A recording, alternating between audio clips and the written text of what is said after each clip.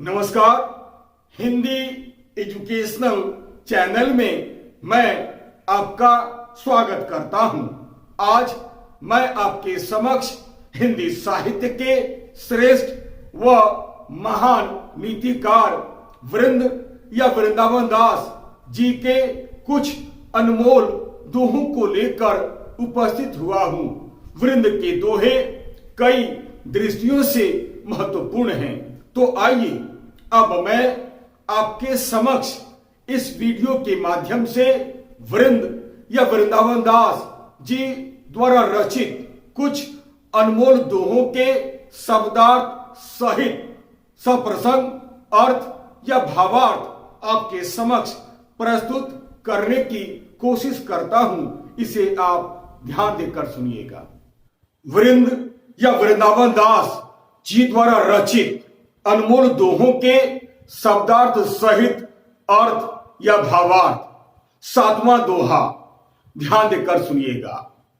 जाहि ते कुछ पाइये करिए ताकि आस, रीते सरबर पे गए कैसे बुझत प्यास। सचमुच यह एक बहुत ही अच्छा दोहा है।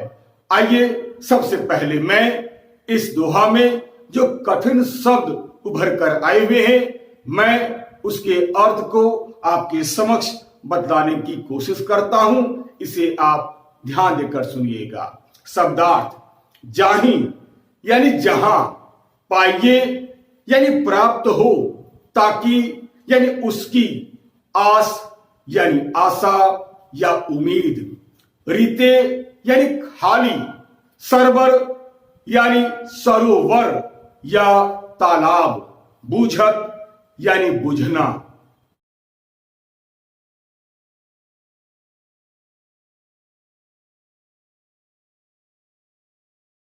संदर्भ प्रस्तुत पंक्तियां हमारी पाठ्य पुस्तक के नीति के दोहे नामक पाठ से ली गई है।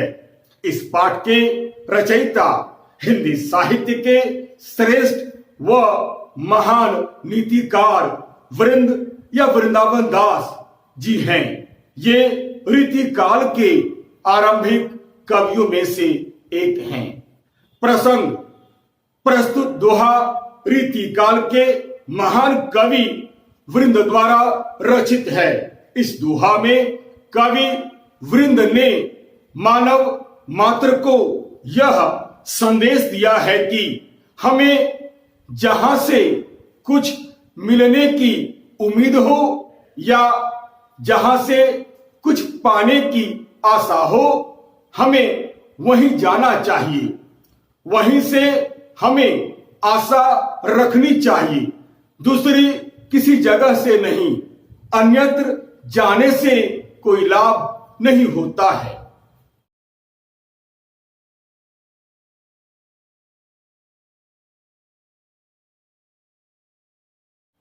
आइए अब मैं इसकी व्याख्या आपके समक्ष प्रस्तुत करता हूं।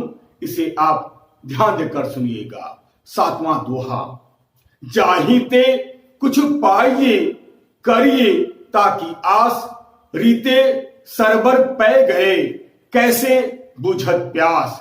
अर्थ या भावार्थ इस दोहा में कवि वृंद ने मानव मात्र को यह संदेश दिया है कि जहां से हमें कुछ प्राप्ति हो सकती है या जहां से कुछ पाने की आशा हो, हमें वहीं आशा रखनी चाहिए और हमें वहीं जाना चाहिए, दूसरी जगह बिल्कुल नहीं। कारण अन्यत्र जाने से कोई लाभ नहीं होता है। अगली पंक्तियां देखिए। रीते सरवर पै गए कैसे बुझत प्यास। अर्थात कवि उदाहरण देकर समझाया है कि यदि हम ऐसे सरोवर या तालाब पर जाएंगे जो खाली पड़ा है, उसमें पानी है ही नहीं, तो वहां हमारी प्यास कैसे बुझेगी। जब तालाब में पानी होगा ही नहीं तो हम पिएंगे क्या। अर्थात हमारी प्यास वहां नहीं बुझेगी। अतः जहां से हमें कुछ मिलने की आशा हो या जहां से हमें कुछ मिलने की उम्मीद हो, वहीं से हमें आशा रखनी चाहिए और वहीं हमें जाना भी चाहिए। दूसरी जगह बिल्कुल नहीं, कारण अन्य जगह जाने से कुछ भी फायदा नहीं होता है।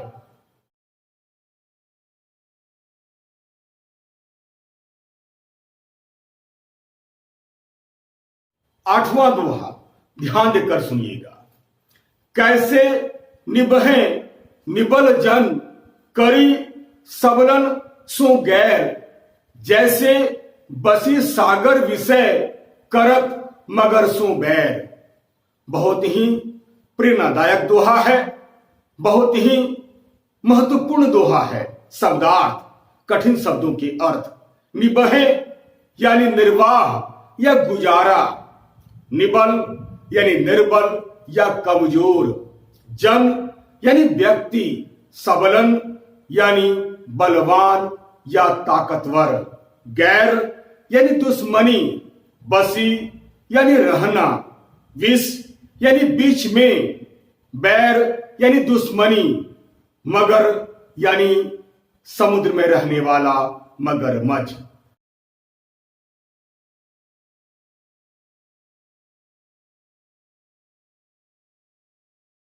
संदर्भ वही प्रसंग। प्रस्तुत दोहा रीतिकाल के महान कवि वृंद द्वारा रचित है। इस दोहा में कवि वृंद ने मानव मात्र को यह संदेश दिया है कि हमें जहां रहना हो वहां पर हमें अपने से बड़ा यानी बलवान व्यक्ति से कभी भी शत्रुता नहीं मोल लेनी चाहिए, कारण इसका बहुत ही बुरा परिणाम होता है।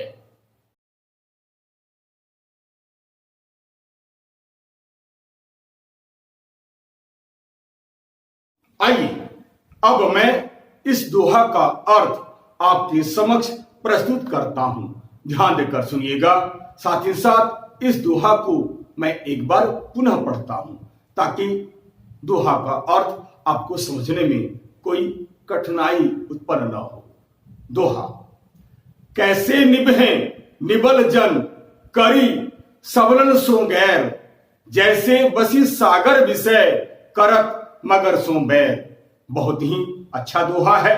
कवि वृंद इस दोहा में मानव मात्र को संदेश देते हुए कहते हैं कि हे मनुष्य, तुम कभी भी अपने से बलवान या ताकतवर व्यक्ति के साथ दुश्मनी मत मोल लो जहां तुम रहते हो, कारण तुम उसका सामना कभी नहीं कर पाओगे। कमजोर व्यक्ति ताकतवर व्यक्ति से शत्रुता करके आखिर कब तक और कितने दिनों तक सुरक्षित चैन से रह सकता है? यानी बिल्कुल नहीं रह सकता है। वह कभी भी जीवित नहीं रह सकता है। वह आपको कभी भी सुरक्षित रहने नहीं देगा।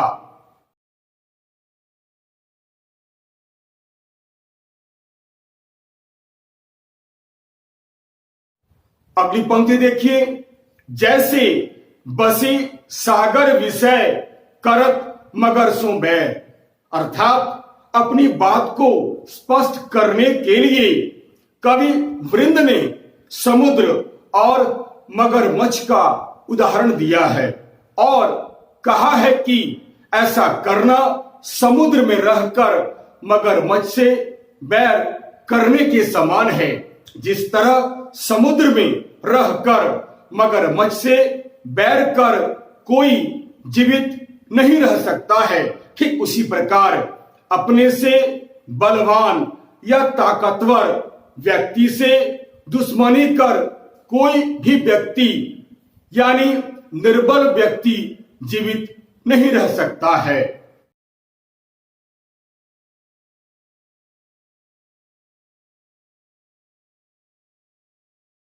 कहने का अर्थ यह है कि हमें बड़ों से शत्रुता कभी नहीं मोल लेनी चाहिए, कारण इसका परिणाम बहुत ही बुरा होता है। बड़ों से शत्रुता या बड़ों से दुश्मनी मोल कर तुम कभी भी जीवित नहीं रह पाओगे। अतः अपने से बलवान या ताकतवर लोगों से दुश्मनी करने से हमेशा बचने का प्रयास करना चाहिए। अर्थात बलवान व सामर्थ्यवान लोगों से दुश्मनी करना उचित नहीं होता है। ऐसे लोगों से दुश्मनी हमेशा दुखदायी होता है।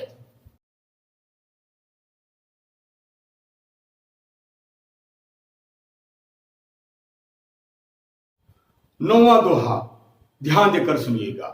बुरे लगे सिख के वचन, हिये विचारों आप, करुवी भेषज बिन पिए, मिटे न तन की ताप। आइए अब मैं उपर्युक्त दोहा में जो कठिन शब्द उभर कर आए हुए हैं, मैं उन कठिन शब्दों के अर्थ को आपके समक्ष प्रस्तुत करता हूं। ध्यान देकर सुनिएगा। शब्दार्थ: सीख यानी अच्छी बात, सीख के वचन यानी ज्ञान की बातें, हिये यानी हृदय, करुवी यानी कड़वी, भेषज यानी दवाई, तन यानी शरीर, मिटे न तन की ताप यानी बुखार कम नहीं होता है।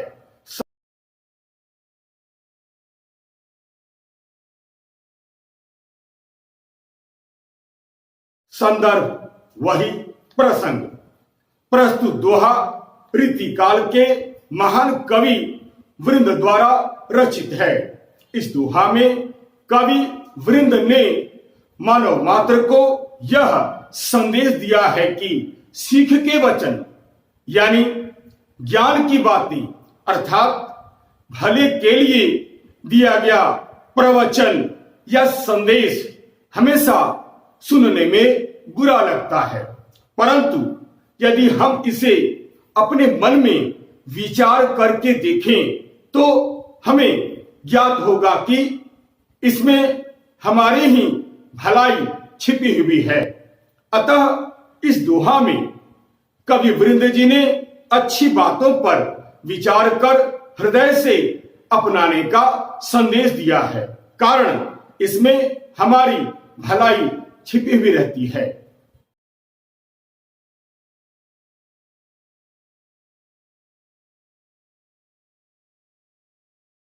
मैं फिर से इस दोहा को एक बार पढ़ता हूं ताकि अर्थ समझने में आपको कोई परेशानी ना हो।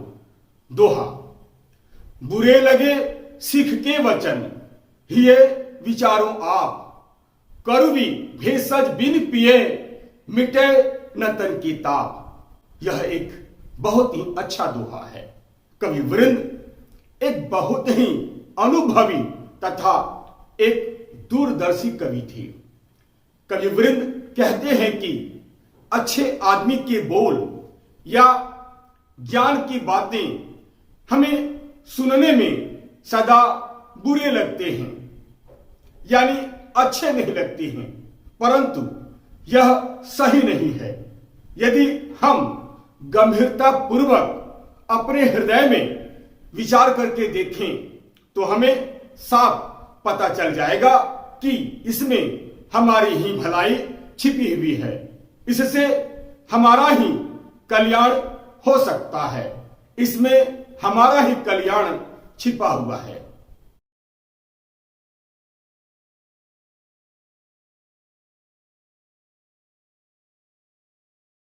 अगली पंक्ति देखिए। करुवी भेषज बिन पिए, मिटे न तन की ताप।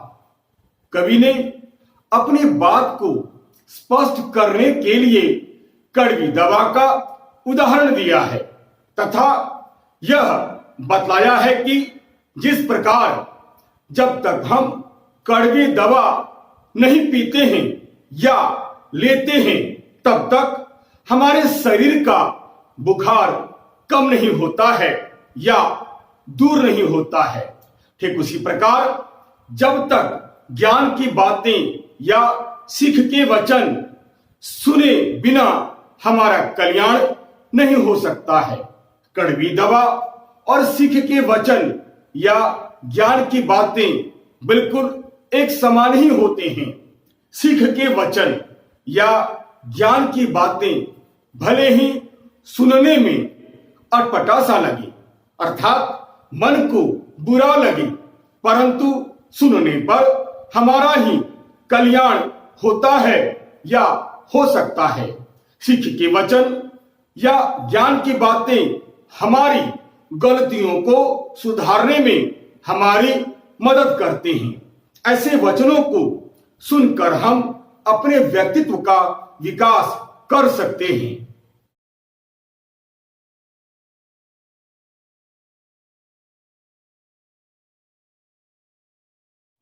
अतः कहने का अर्थ यह है कि सीख के वचन या ज्ञान की बातें भले ही सुनने में लाख बुरा लगे, परंतु हमें इसे धैर्य से सुनना चाहिए और जीवन में अपनाने का प्रयास करना चाहिए, ताकि हम सही मार्ग पर चल सकें और अपने व्यक्तित्व का विकास कर सकें। सीख के वचन या ज्ञान की बातें कड़वी दवा के समान अप्रिय होने पर भी हमारे लिए कल्याणकारी है। इसमें हमारी ही भलाई छिपी हुई है।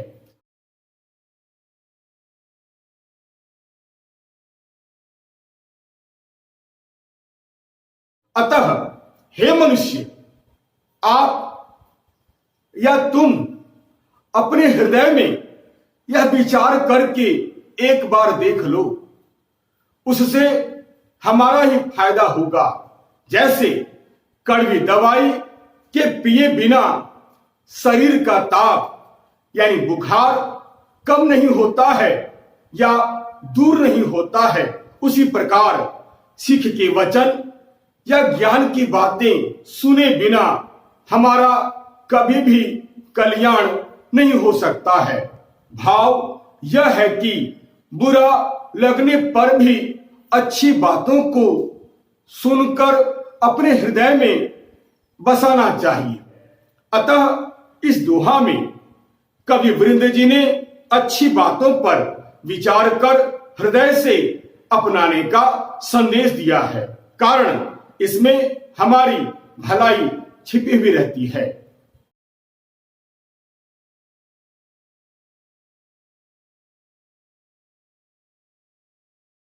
यदि आपको यह वीडियो अच्छा लगता है तो आप इसे लाइक करें, शेयर करें और तो और सब्सक्राइब करना आप बिल्कुल नहीं भूलें। याद रखिएगा, मेरा यह चैनल, मेरा यह वीडियो एक एजुकेशनल चैनल है, एक एजुकेशनल वीडियो है।